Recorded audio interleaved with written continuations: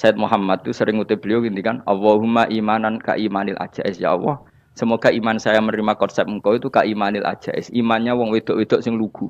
Ajis itu perempuan lugu yang sudah sepuh. Jadi misalnya ngukur anak seneng ya anak kono gedang goreng, ngekei duwe, ya lugu saja.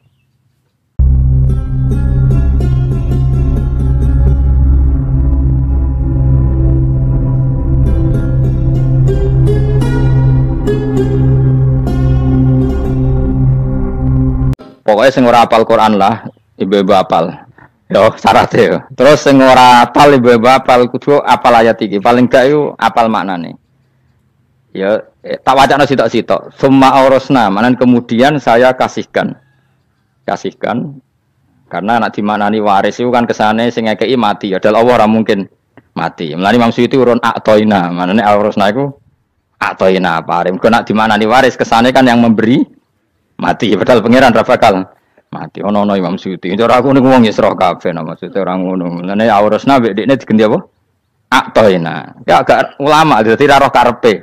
Nak kula roh karepe aurasna iku kan waris. Waris kesane kan mati. Terus dekne urun atoina. Terus Alkitab iku kitab apa saja, Injil ya kitab, ya kan? Alkitab. Lah kuwatir diarani Injil, dekne Imam Suyuti urun Al-Qur'an. Wis bener to iki? Paham ya? Gue tak warai dadi wong alim yo. Wes bener. Ya salim berarti. Soleh boyong cara santri soleh boyong. Soleh. Nah, ayat ini menurut saya bukti bahwa kita pasti benar ya. Terus kita ini kelompok ahli sunnah napa? Wal jamaah itu pasti benar. Meskipun secara personal kita salah, tapi mazhab kita pasti benar. Ya apa ayat ini? Kan jelas ayatnya. Kemudian kitab ini, Al-Qur'an ini tak kasihkan orang-orang yang kami pilih. Orang dipilih Allah itu kan kelas super. Ya kan? Allah yang milih loh, bukan sekedar lembaga negara. Allah yang milih, itu kan berarti super. Tapi kemudian orang super itu uniknya Allah bilang faminhum zalimul linafs. Orang yang saya pilih itu kemudian ada yang kelakuannya itu kurang ajar, zalim. Sekarang pertanyaannya, orang yang zalim itu bagian dari yang dipilih apa keluar dari yang dipilih? Keluar bagian apa keluar? Bagian. Makanya cara ahli sunnah wong fasik ora keluar dari Islam. Mergo minhum rujuke je alladinas tofaina. Paham ya mulane ora usah terprovokasi wong-wong. Wong nek zina ora Islam, dosa gede ora Islam, nyekel patok kuburan ora Islam, dikeris ora Islam. Iku keliru. Wong Allah dhewe dawuh kemudian Quran ini tak kasihkan sama orang-orang yang kami pilih. Lah yang kami pilih itu ada yang berstatus dolim. Artinya yang dolim pun masih berkategori yang kami pilih. Artinya minimal tidak keluar dari nopo Islam. Itu kan normal. Misalnya saya sebagai pelatih milih 11 pemain. Ya tentu setelah di lapangan ono sing dolim kan. Mau ngamun tok. Mau kerobok tok. Tapi tetap dia pilihan kan. Tapi tentu nanti yang terbaik ya yang kerja keras, yang ngegulno. Tapi kan tetap dia sudah pemain di dalam situ. Jadi jelas ya. Makanya ya saya ulang lagi ya, tak latihan. Misalnya ja'an nasu, misalnya manusia itu datang faminhum zaidun, waminhum amrun, waminhum bakrun. Artinya ketika kata manusia itu pasti memasukkan zaid, amr, bakar. Orang-orang yang dipilih Allah itu ya siapa saja, yang penting kategorinya dipilih. Meskipun setelah dipilih Allah itu ada yang berstatus dolim. Nah kenapa tetap dipilih Allah? Ya karena dia punya status. Tak warai ya dadi wong alim. Anggap ae Lailatul Qadar ora usah darani ganjil, sing darani ganjil ya sapa. Aneh-aneh. Lailatul Qadar ya mulai tanggal 1 Ramadan. Malah ulama sedarani mulai ruwah iso wis ruwah wingi. Wong kula sering tok Lailatul Qadar kadang mulut, kadang Dzulhijjah. Kula kan jenisnya on time. Kowe wong melarat dene dhuwit pendak entuk THR. Wong marang pangeran ya sawal selo besar ya untuk napa? Lailatul Qadar. Mergo Lailatul Qadar iku malam diturunane Quran. Quran itu turun Ramadan tok apa tau Sawal ta? Sawal ya tau, Dzulhijjah tau. Dzulhijjah tau. Bolak-balik al-yauma akmaltu lakum turun apa? Bulan apa? Dzulhijjah. Kowe ku mari amatir, itu angel terang. Sing darane Lailatul Qadar iku malam diturunane Quran. Quran turune iku pira? Ya macam-macam, Ramadan nggih bolak Balik. Lah tapi ono kelas-kelas premium, ono kelas umum, kelas umum wis pokoke Ramadan. Sing ganjile dipilih salah sitok. Dadi iku pembatasan apa? Nah, Quran dhewe turun coba surat paling terkenal, ayat paling terkenal al-yauma akmaltu lakum turun tanggal piro? Tanggal 9 Arafah Dzulhijjah haji wada. Padahal ta'rif Lailatul Qadar layat apa? Unzila fihil Quran. Ya tapi ilmu ini mari debat biasa. Umumnya wong ora takoi wong Gus nuzul Quran tanggal piro 17. Lailatul Qadar tanggal 21. Ya jare nuzulul Quran yo pas Lailatul Qadar. Wong-wong nak muni bingung nang wong. Nah aku sira bingung. Lha kok ora tau mikir jajal. Nuzulul Quran sing resmi ning kitab-kitab tanggal piro? 17. Lailatul Qadar tanggal. Padahal Lailatul Qadar disifati apa? Malam turune. Roan, nek ora tau bingung ngono. Wong kadang ngirim wong goblok, wong kok ayeme ngono. Ora tau mikir.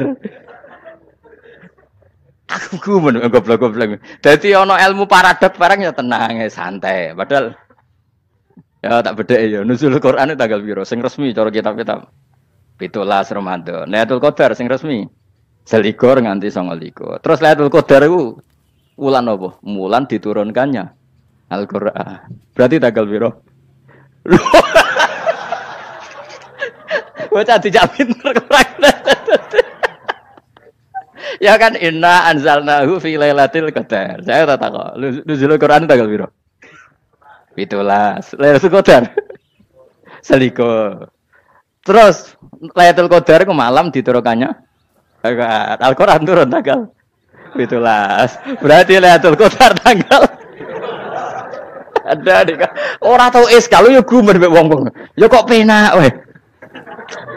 Mulai dadi wong alim loro, Kang ora usah mari eskal. Ngatuk ditung bodho penak. Pokoke nuzul Quran tanggal piro, Kang? 17. Lailatul Qadar selikur. Lha jare Lailatul Qadar pulang 7 Quran kok beda tanggale.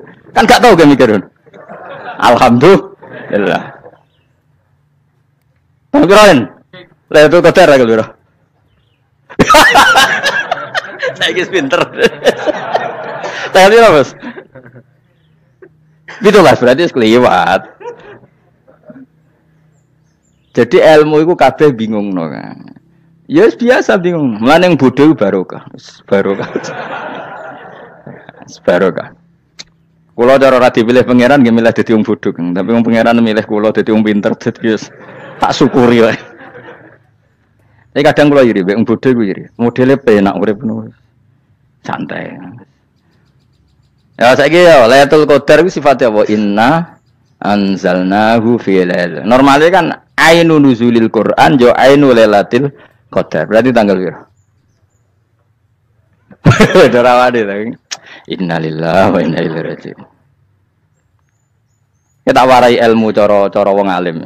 Meskipun sampean boleh bantah siji yo kadang keterbatasan ilmu.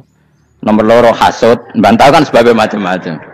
Hasud, nomor 3 bantah go kegiatan. Kayak wong kuliah nak agak kritis kan darani ra pinter. Jadi cocoklah ya kudu bantah. Nggo khas-khasan cerdas apa?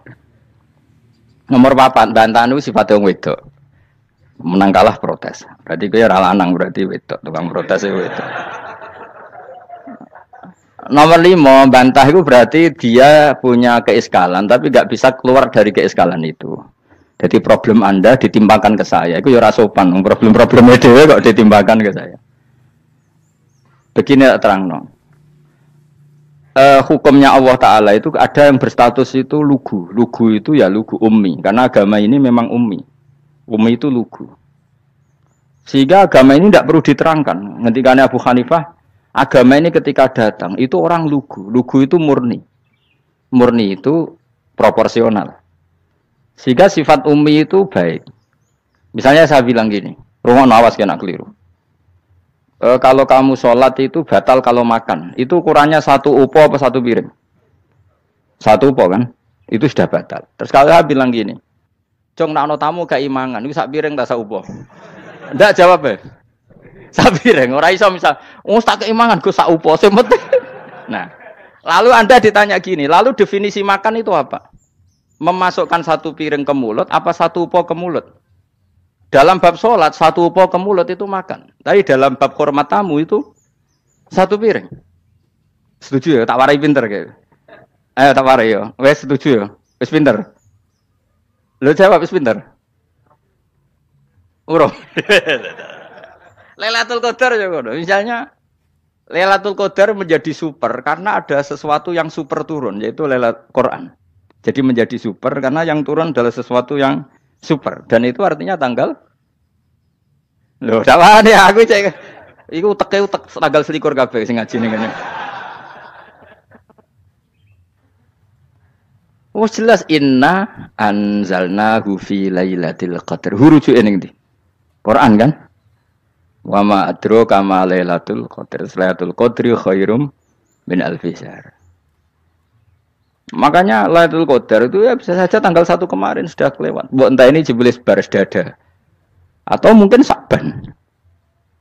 Jadi perdebatan ulama tentang Lailatul Qadar. Malah ada wali yang bilang saya tiap hari mendapat Lailatul Qadar. Nah, itu malah ra kelas meneh, malah pusing, malah napa? Pusing. Udah enggak usah mikir itu. Jadi hukumnya Allah itu ada dua. Ada hukum itu lugu dan ini bagus. Makanya saya itu kenangan saya terbaik dalam membela Allah dan Rasul. Saya ulang lagi, kenangan saya terbaik dalam membela Allah dan Rasul itu masalah faraid. Dulu mungkin banyak yang ingat lah ketika tahun berapa lupa saya. Tapi ada seorang menteri dan pakar Islam menggulirkan isu hak waris itu sama, lelaki dan perempuan sama. Alasannya karena perempuan sekarang kerja. Jadi gara-gara kesamaan gender kemudian mereka ingin bagi waris itu apa? Sama lidzakari bisul hadil unsain itu ditentang. Gerakan itu pernah menguat, termasuk yang bisa dengan tanda kutip bisa menghentikan gerakan itu termasuk itu saya. Yang punya pikiran gitu tak parani, tak tantang begini. Saya bilang gini, Anda ngomong ini itu karena pinter apa karena tren? Tak tanya, ya karena pinter. Saya ini kan orangnya keren, punya kepangkatan jos lah. Ya kepangkatan jos, kepangkatan dunia, mestinya cara pangeran bojos ora ya ora. Cara ukuran dunia itu jos lah. Tak tanya, saya itu Pak, termasuk yang setuju gerakan kesamaan gender. Dulu kan lelaki perempuan itu beda sekali karena lelaki kerja perempuan tidak. Sekarang sama-sama kerja maka warisnya harus sama. Terus saya tanya gini, lalu penyebab warisan itu kerja apa lelaki? Dia jawab kerja. Dia nggak ngerti kalau ngadepin saya. Saya ini kan orang alim yang biasa belajar mantek. Dia ini roh nak aku ngalim. Sembrono ya jadi ini.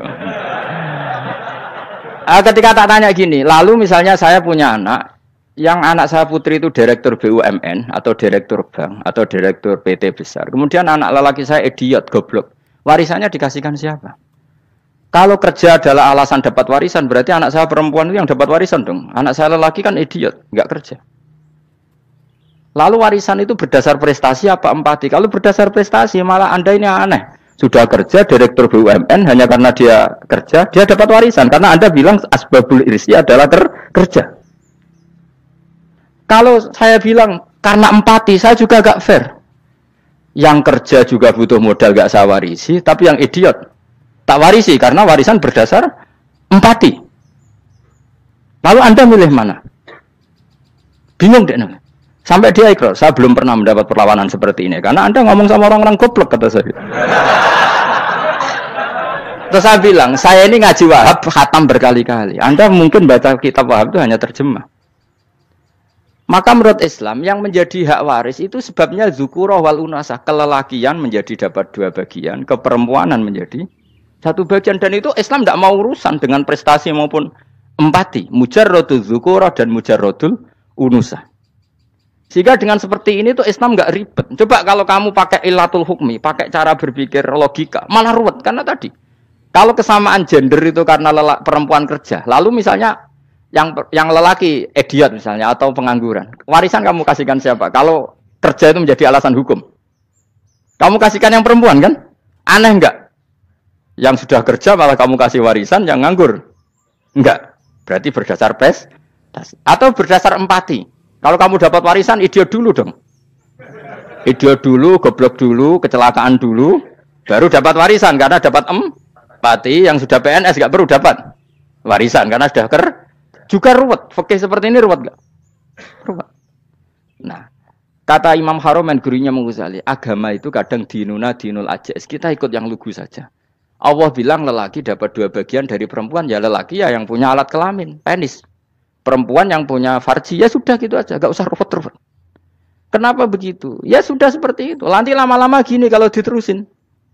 Ada seorang dokter fikih perempuan. Dia menguasai fikih sholat. Ruhin lanang tapi gak menguasai fikih sholat. Rohnya mau pesolatan misalnya. Lalu yang jadi imam siapa kalau berdasar prestasi? Perempuan dong, karena dia doktoral fikih sholat, dia menguasai aneh-anehnya sholat. Horo ibu masaili sholat dia menguasai. Sementara Rukin takoi sholat apa Rukin? Pokoknya ini gugus ngadeg terus lugu, terus ngadeg malah apa? Ada ngulang. Nak salam ngalerian. Dia tahunya hanya itu dok. Lalu kalau nuruti imam sholat adalah yang terpandai dalam fikih sholat, tentu yang imami perempuan. Tapi agama ini tidak seperti itu. Pokoknya wong lanang imami, wong itu.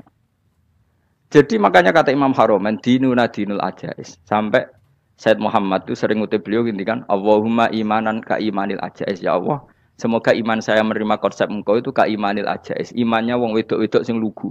Ajis itu perempuan lugu yang sudah sepuh. Jadi misalnya ngukur anak seneng ya anak kono gedang goreng, ngekei duwe, ya lugu saja. Itu bagus. Daripada kamu pakai argumentasi, karena argumentasi ini sebetulnya kelihatan cerdas, tapi ada kebodohan masif. Karena tadi, kalau hak waris kita otak-atik dengan prestasi, maka yang pro empati akan protes. Paham ya? Masa yang sudah kerja dikasih banyak, yang idiot enggak? Tapi kalau berdasar empati juga aneh. Masa dapat warisan harus goblok dulu, harus kecelakaan dulu. Maka Rasulullah pernah ngendikan ketika ditanya, lalu warisan untuk siapa ya Rasulullah? Nabi jawabnya lucu. Fali aula rojulin dakarin. Jadi Nabi sempat ngendikan kata rojul. Kemudian direvisi dakarin. Fali aula rojulin dakarin. Semua ulama ngendikan dakarin di sini adalah badal. Nabi ngendikan rojulin. Kemudian Nabi ingat kalau rojul itu identik dengan lelaki dewasa. Apa? Kemudian Nabi mengulang lagi dakarin. Tidak harus dewasa, yang penting lelaki. Jadi meskipun baru lahir, kalau dalam keadaan baru lahir namanya apa? Kan dakarin kan? Belum bisa dikatakan rojul. Paham ya? Nabi ngulang 2 kali. Fali aula rojulin dakarin. Ini penting saya utarakan supaya clear. Jadi agama itu gak usah diotak-atik. Ya itu tadi misalnya imam sholat itu lelaki. Ya sudah lelaki. Lelaki itu apa? Yang punya alat kelamin lelaki. Jangan dibalik ini. Yang dikatakan lelaki itu orang kuat. Sehingga meskipun perempuan kalau kuat, misalnya perempuan anggota poluan, lelakinya cemen, idiot, maka imamnya perempuan gitu. Karena makna lelaki adalah kuat. Ini keruwetan. Jadi agama itu tidak seperti itu. Nah sekarang kembali ke pilihan. Yang dikatakan pilihan itu orang hebat. Apa yang dipilih? Apa berdasar definisi? Apa berdasar kehendak yang milih? Loh kok mulai do pinter? Tumpen do pinter. Alam raya ini milik Allah. Dan semua di alam raya ini milik Allah. Maka dipilih tidak dipilih itu terserah yang punya apa terserah kita. Apa terserah kriteria, apa terserah definisi. Dalam konteks kita sebagai objek diambil, tentu terserah yang punya. Kemudian Allah bilang, orang-orang itu saya pilih. Nah kalau milihnya Allah berdasar kepunyaan, tentu Allah boleh dong memilih orang yang sebetulnya berstatus dolim. Ya tapi ya tetap dia dolim, tapi ya tetap dipilih. Kenapa ya? Karena Allah yang punya. Saya misalnya orang kaya, boleh nggak punya HP buruk? Boleh kan? Terserah saya. Saya orang kaya, beli HP mahal, medium, dan paling buruk. Boleh nggak? Boleh saya yang punya. Nggak boleh, Gus, ini orang kaya harus beli HP yang mahal. Yang bilang harus siapa? Nah kegoblokan kita ini seperti ini. Nak wong sugih HP ini kudu larang. Nak wong alim kudu bojone ayu. Sing kudu darani kudu ayu kuwi sapa? Nak maji jalan yang tumbuh swarga lho kudu iku sing swargane mbam tapi kudu. Nah, kita ini sering berpikir ngatur Tuhan. Nah, Indonesia negara yang mayoritas muslim terus Islam Indonesia kudu dadi sampling Islam seluruh apa? Dunia. Ya ora usah sombong ngono ya keben mayoritas juga wonge kakean ngono ae ora perlu GR jadi sampling percontohan Islam internasional ora perlu ngono. Lah misalnya terus jadi contoh misalnya Masjid Haram niru Jumatan ning Indonesia berangkat mbek do rokokan. Bariku teki diusep-usep nang pojok pager. Lah misalnya wong Mekah terus do ngono kabeh karena mencontoh Islam Indonesia. Kacau gak? Ora usah GR ngono biasa wae. Napa? Biasa wae. Terus misalnya mencontoh Islam Indonesia, Indonesia nak jaran Wali Songo terus tahlilan nunggu nganti setengah jam. Lah terus raudhah dikepung ngono rak macet Mekah Madinah. Mergo agar ziarah Nabi terus lungguh apa? Sak jam. Nak ning wali sak jam ning Nabi 2 jam lah kira-kira gitu. Ya malah nganyak Kanjeng Nabi. Nabi sekaruan afdhalul khalqi mbok dongakno wa maghfir lahu warhamhu. Iku malaikat sak langit misah. Ya Nabi kok mbok dongakno di sepuro. Kowe tapi ya butuh sepuro. Enggak boleh doakan Nabi gitu, enggak boleh. Wa sholli ala sayyidina Muhammad wa ala alihi, enggak boleh pakai ighfir lahu. Masalahnya tahlilan apa alam donga iku terus kamu gunakan. Ya misalnya terjadi percontohan Islam dunia terus Nabi kapundhut ditalkin, nak ditakoki waman rabbuka piye. Terus Nabi warai waman nabiyuka. Mesti Nabi yo pro, lah aku Nabi coba takoki. Jadi kita ini sering kumo luhur karena kita mayoritas terus jadi percontohan ora usah ngono. Paham ya napa? Ndak usah ngono, mayoritas sae tapi ora usah GR jadi apa? Percontohan internasional. Mungkin kalau masalah Islam damai ya bagus. Tapi itu kan tidak hanya Indonesia. Di mana-mana yang Islam damai juga banyak. Dan yang tukaran juga banyak. Toh yang tukaran nggak pernah maklumatkan diri ini percontohan janda. Ya biasa saja. Saya ulang lagi ya. Maka menurut saya nggak akan benar pendapat Khawarij atau pendapat Islam yang keras bahwa orang dosa besar itu keluar dari Islam. Karena ketika Allah mengatakan, kemudian aku pilihkan kitab ini, tak kasihkan orang-orang yang saya pilih. Itu diantara yang pertama adalah meskipun mereka sebagian tetap zalim. Artinya tetap zalim itu tidak menjadi dia keluar dari status Islam. Paham ya? Sekarang saya tanya, yang dikatakan warga Indonesia itu siapa? Ya siapapun yang bergeografis di Indonesia, lahir sebagai akte Indonesia, ya orang Indonesia. Kemudian ada yang penjahat, ada yang maling, kita penjara. Apa dia keluar dari kebangsaan Indonesia? Enggak kan? Sama ketika orang Islam menjadi zina dan fasik koruptor, keluar dari Islam enggak? Enggak. Karena Allah tetap bilang faminhum. Apa? Faminhum. Jelas ya? Wes kayak gak ngarah Khawarij. Napa? Kalau Khawarij cara berpikir itu ekstrim. Setiap dosa besar itu mengeluarkan orang dari status Islam. Oh, itu bahaya sekali. Karena nanti kalau itu iya, kita akan kehilangan banyak orang nopo Islam. Makanya Nabi nanti ngendikan, saya berharap yang nanti masuk surga dari umatku itu separuh, 2/3. Itu kata ulama-ulama. Kalau kita pakai mazhab Khawarij, orang Islam itu tidak sampai 1/3.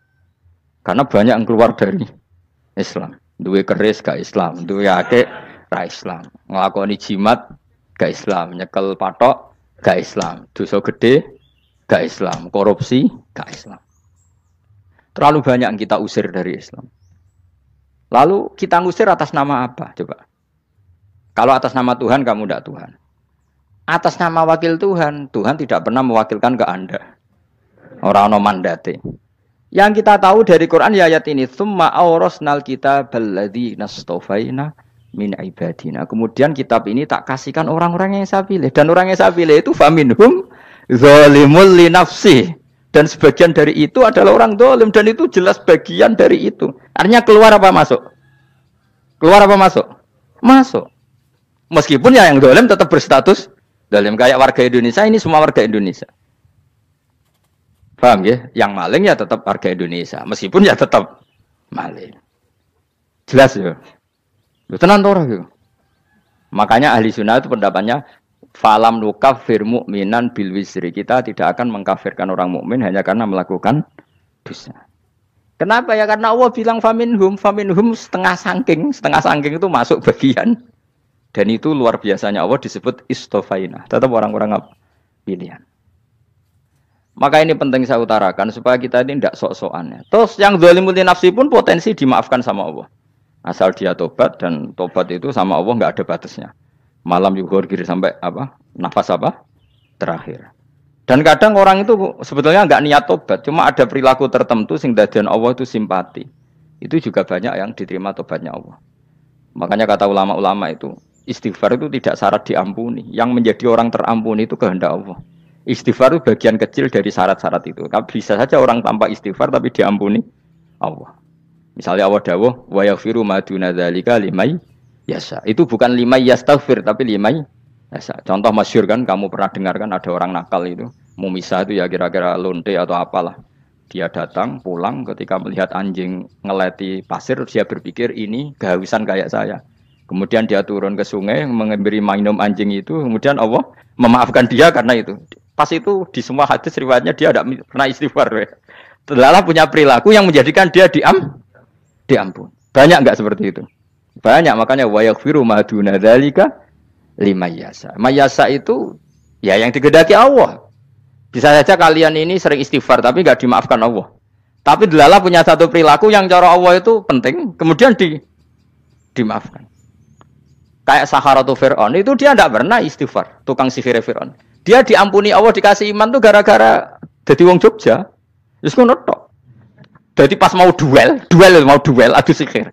Iku delala dekne mendingan ya. Qalu ya Musa imma antulqiya wa imma annakuna nahnul mulkin. Monggo jenengan riyen napa kula riyen. Dadi gara-gara dekne didikan Jogja niku. Lah wong ape duel, mestinya tarung itu semakin cepat mengambil kesempatan kan semakin menang. Ini sudah jelas tarung. Ngapunten jenengan riyen napa. Lha iku pangeran itu terus simpati. Wong kok sopane ngono apa? Akhirnya Allah memberi iman gara-gara apa? Imma antulqiya wa imma annakuna nahnul mulkin. Monggo jenengan riyen. Lah Musa juga Allah juga enggak terima kalau nabinya kalah sopan. Sehingga Allah memerintahkan Musa adalah sopan. Mboten jenengan mawon. Jadi Nabi Musa qala bal alqu. Jadi Nabi Musa enggak jenengan riyen mawon.